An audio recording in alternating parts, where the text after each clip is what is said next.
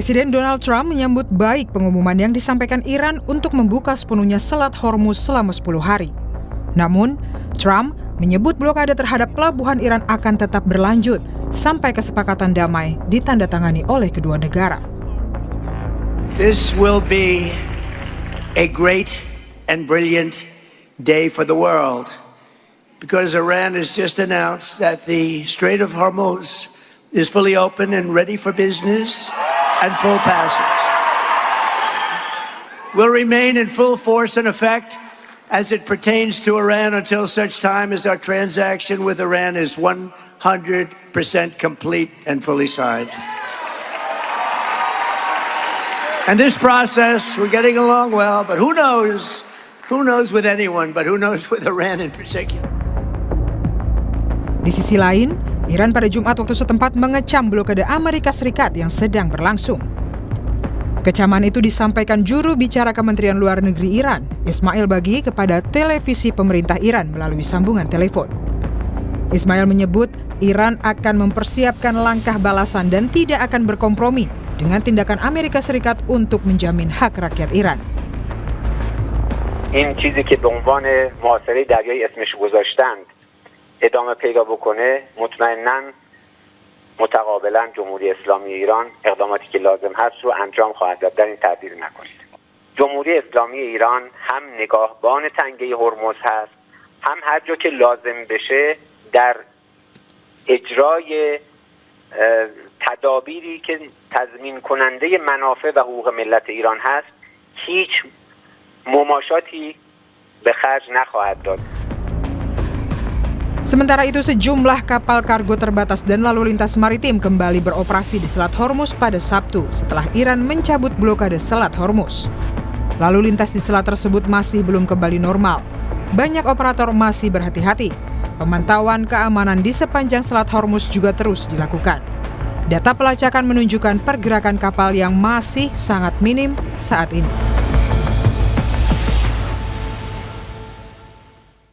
Saudara, Iran kembali menutup Selat Hormuz dan menuduh Amerika Serikat melanggar kesepakatan.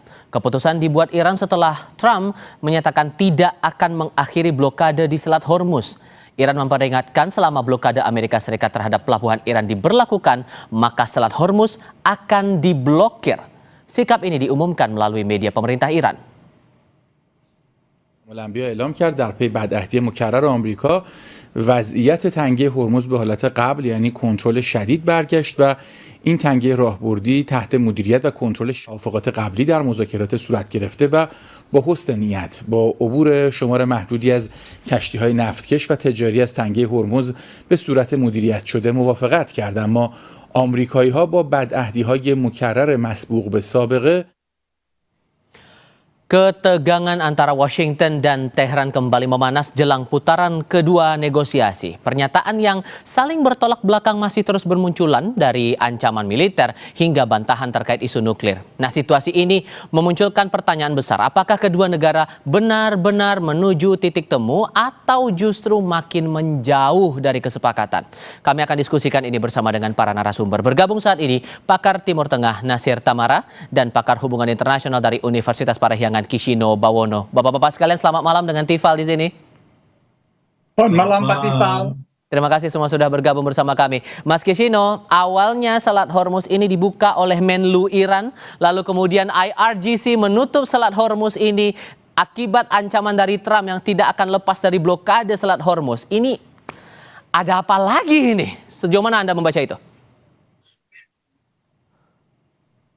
Oke, saya membaca penutupan Hormuz lagi oleh Iran ini sebagai aksi balasan dalam kerangka strategi negosiasi antara Amerika Serikat dan Iran. Jadi ibaratnya ini sama-sama beradu tatap, kemudian mereka akan gambling siapa yang akan berkedip duluan. Iran merasa bahwa mereka bisa mengontrol Hormuz sehingga bisa menghambat ekonomi dunia, tapi di sisi lain Amerika juga membalas itu dengan bilang bahwa blokade kita juga menghambat Iran untuk mengakses perdagangan internasional. Dan ya saya pikir ini bagian dari strategi mereka untuk melihat siapa yang akan berkedip duluan. Gitu, Mas. Oke, dan ini semata-mata bagian dari taktik atau sebetulnya ya tekanan politik baru? Karena begini, kalau melihat kondisinya saja seperti ini sekarang, bagaimana kita bisa menaruh ekspektasi untuk perundingan tahap 2 yang selalu kita dengar, oh ini dikit lagi akan ada perundingan jilid 2. Awalnya kita dengar dalam beberapa waktu ke belakang dua belah pihak tampaknya seperti melonggar sedikit, melunak sedikit. Tapi sekarang dengan tensi semacam ini semacam ujian biasa atau arahnya akan beda lagi nih nanti? Ini masih bagian dari strategi untuk menekan lawan, gitu ya, Mas ya. Menekan lawan bahwa silahkan Anda segera menyetujui poin yang kami tawarkan. Kan, atau poin yang kami minta, dan tawaran dari AS ini adalah permintaan dari AS itu adalah terkait masalah nuklirnya yang saya baca gitu kan. Dan di sisi lain Iran juga merasa bahwa nuklirnya dia adalah sesuatu yang non negotiable. Jadi ya ini mungkin nanti akan kuat-kuatan siapa yang akan dalam tanda kutip menyerah duluan. Tapi paling tidak itu yang nampak di publik ya, Mas ya, karena siapa yang tahu di belakang layar ada perundingan lain yang itu tidak dibuka di publik. Karena beberapa sumber seperti Al Jazeera dan AP, Associated Press itu menyatakan ada sumber-sumber anonim yang menyatakan ada backroom dealings, cuma ya itu susah dibuktikan karena sumbernya anonim. Oke, Pak Nasir, kalau melihat runutannya, awalnya Selat Hormuz dibuka oleh pemerintah Iran, oleh Menteri Luar Negeri Iran. Lalu sekarang yang menutup Selat Hormuz kembali adalah dari militernya Iran. Ada kesan di publik awam, ini kok kayaknya nggak seiring sejalan nih sikapnya antara pemerintah dengan pihak militernya. Sejauh mana Anda menganalisis ini? Sebetulnya pemerintah itu Kementerian Pertahanan ya, tentara dan Kemlu di sana itu mereka berkoordinasi ya. Intinya adalah begini sikap Iran. Mereka itu melihat kenyataan lapangan. Bagaimana posisi militer Amerika Serikat di Hormuz. Jadi mereka lebih mendengar itu realitas. Bukan hanya ucapan dari para politikus seperti Presiden Trump yang seorang politikus yang terpilih jadi presiden kan. Jadi kita dalam memahami Iran harus tahu bahwa mereka itu sudah lama sekali mempunyai pengalaman berperang ya. Mereka itu sudah berperang selama 2.700 tahun. Lama sekali kan. Dan berapa jumlah peperangannya? 1.140 peperangan dengan pihak asing. Dan lawan-lawan mereka pada zaman itu kan hebat-hebat. Seperti Yunani yang kuat, Mongol gitu kan, yang merupakan superpower pada zamannya. Jadi mereka sangat menguasai dua hal, menguasai ilmu perang, dan kedua juga menguasai ilmu diplomasi. Jadi mereka punya cara berdiplomasi sehingga Kementerian Luar Negerinya itu mempunyai sebuah power yang sama tajamnya kekuatannya dengan power militer lah gitu. Efektivitas hasilnya maksudku, bukan caranya. Yang kata-kata perundingan-perundingan, data, fakta, yang satu lagi dengan menyusun kekuatan militer, dengan strategi, dan senjata-senjata yang mereka miliki saat ini.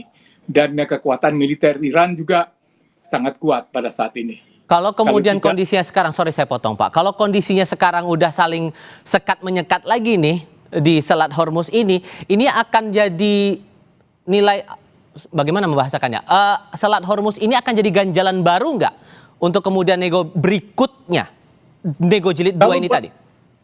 Kalau buat Iran, Hormuz itu harga mati. Mereka akan minta menjadi penguasa dari Hormuz. Dan itu mereka kuasai sejak negara Parsi itu ada, ribuan tahun yang lalu. Mereka sudah memakai laut Selat Hormuz itu, jadi mereka tahu setiap jengkal dari pantai dan laut kedalamannya, relungnya semua itu. Mereka tidak memerlukan bantuan-bantuan teknologi untuk mengetahui di mana letak yang berbahaya, di mana harus berlayar. Sebaliknya Amerika Serikat tanpa bantuan teknologi, kalau tidak ada satelit misalnya, itu akan kesulitan menyasar sasaran-sasaran di Iran gitu. Oke. Jadi Iran dalam hal ini di atas angin dalam penguasaan Hormuz. Dan Amerika Serikat kan tidak mau ada korban jiwa kan. Dan bisa jadi itu sudah dipersiapkan oleh Iran sehingga ada maksimum korban nyawa, korban tentara Iran, tentara Amerika Serikat. Sehingga akan panik di Amerika Serikat. Begitu kan? Tentara Amerika Serikat tuh gampang panik kalau ada yang mati karena mereka ingin smart war, yaitu perang melalui teknologi jarak jauh. Karena itu mereka membuat Tomahawk dan berbagai senjata, membuat sistem pertahanan elektronik seperti THAAD dan lain-lain gitu. Jadi ada dua beda. Oke, Mas Kisino, apakah sikap Amerika Serikat untuk tidak lepas dari upaya blokade Selat Hormuz ini ada kaitannya dengan penerapan tarif untuk melintas ke Selat Hormuz itu yang pernah disampaikan oleh Iran?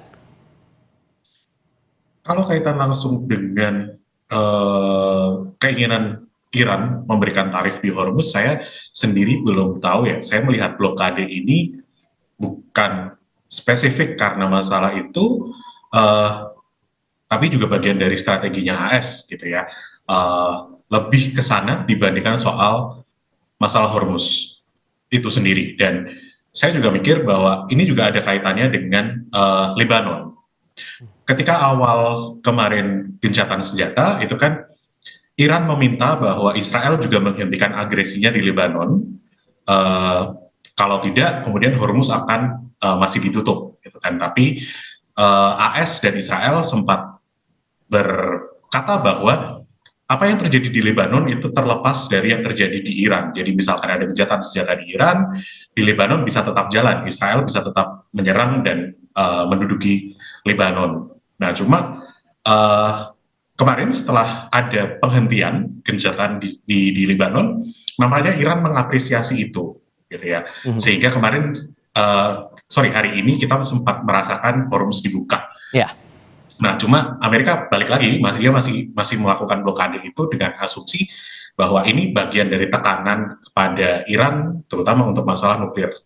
Terkait apa? Jadi Amerika butuh justifikasi ke publiknya bahwa perang di Iran ini sukses. Sukses untuk apa? Mencapai tujuan perangnya yang kemarin sudah berapa kali diungkapkan gitu ya, bahwa salah satunya adalah penggantian rezim, tapi sekarang gagal karena belum juga berganti. Nuklir Iran ini yang kemudian masih diminta-minta, masih dituntut oleh Amerika Serikat supaya itu dinetralisir. Oke. Nah, itu aja dari saya sebenarnya. Oke, ditambah lagi pernyataan yang terkesan bertolak belakang ini Pak Nasir adalah ancaman dari Amerika Serikat kalau kemudian kesepakatan tidak sepenuhnya diamini oleh Iran, maka AS akan ngebom Iran lagi. Ini ancaman yang ini ancaman yang serius atau ya ini bagian dari strategi lagi? Tapi jawabnya nanti kita jeda sebentar ya Pak ya, tetap di Kompas TV.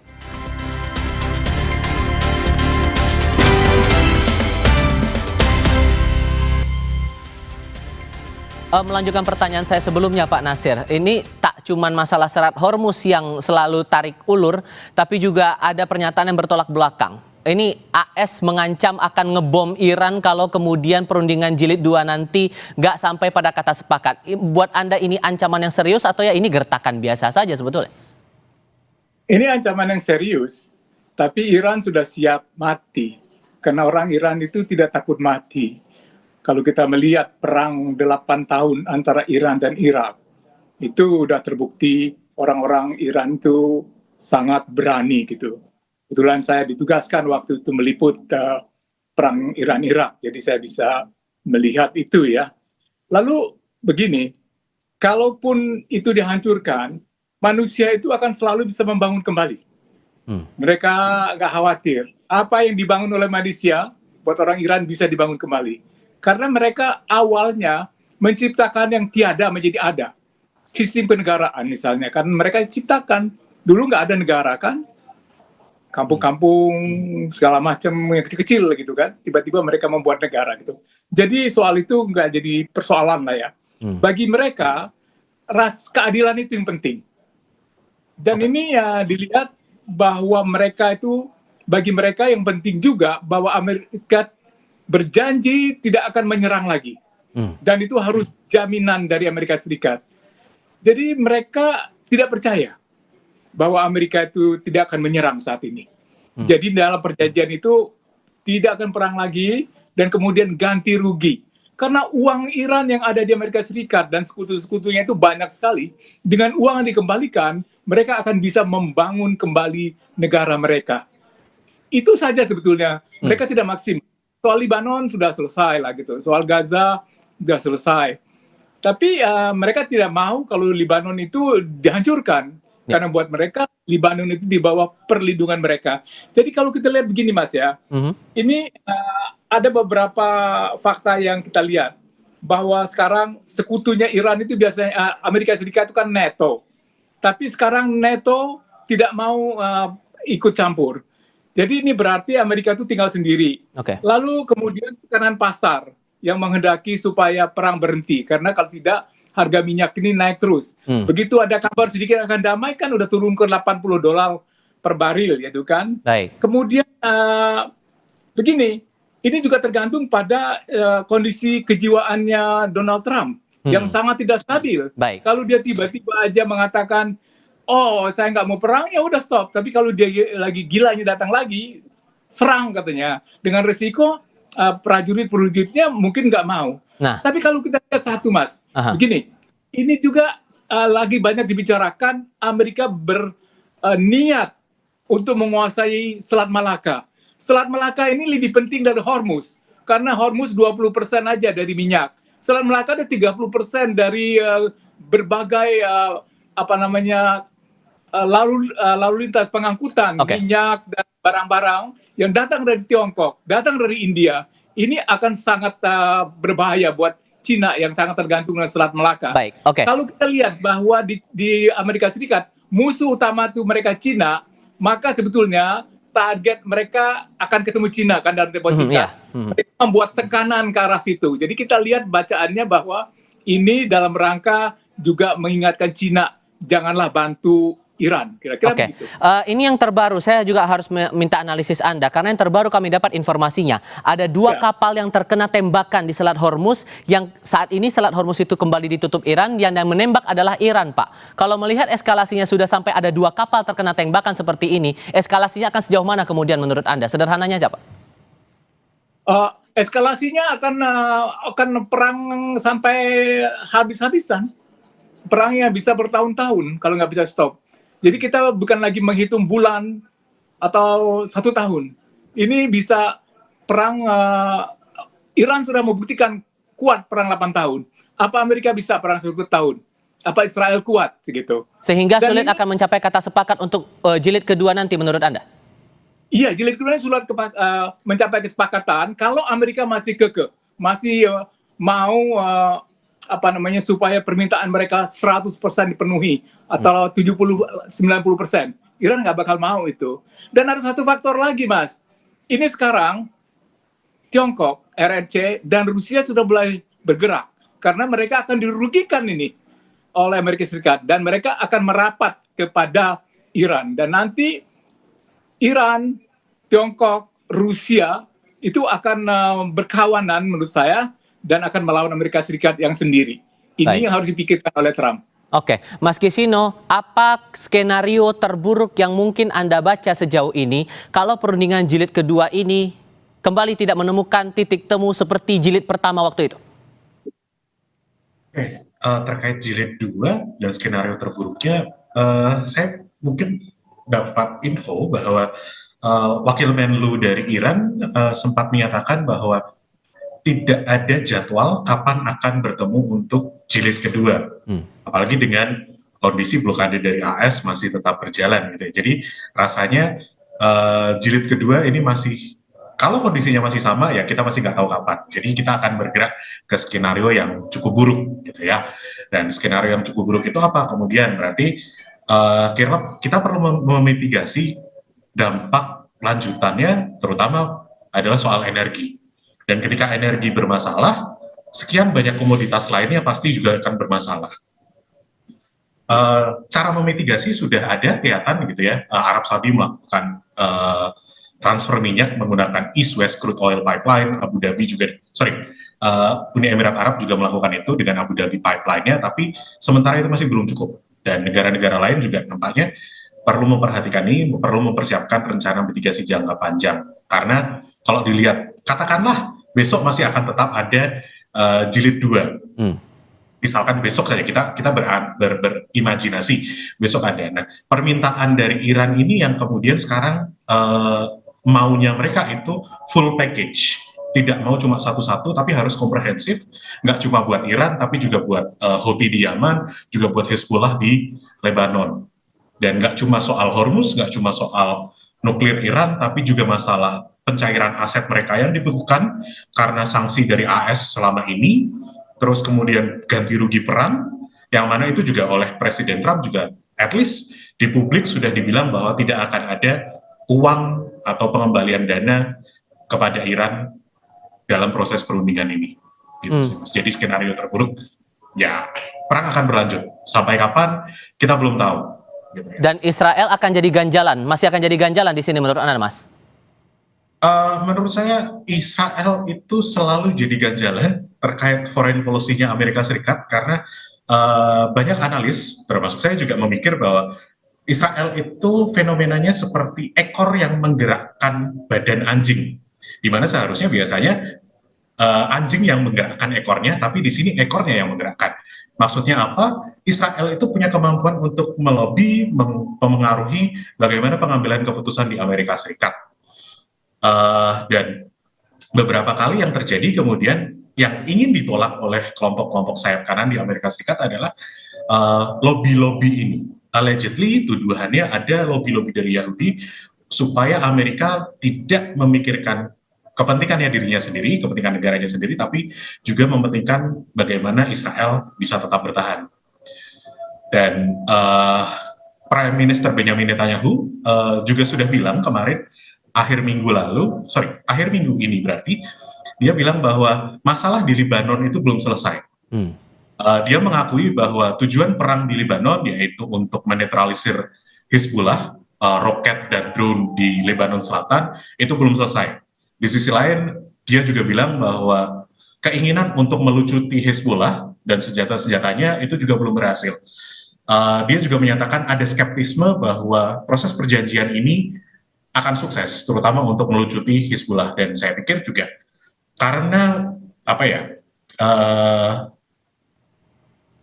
survivalnya Benjamin Netanyahu di dalam politik Israel itu selalu ditopang oleh perang, entah itu di Gaza, entah itu di Iran, entah itu kemudian sekarang di Lebanon. Jadi ya dia kemungkinan akan memberikan dorongan untuk pengambil keputusan di AS untuk tetap menjalankan perang. Karena ya besok Oktober ini pemilu akan terjadi di Israel, dan menurut polling terbaru di hari kemarin, Netanyahu belum cukup kuat posisinya untuk kemudian bisa membentuk pemerintahannya dia sendiri.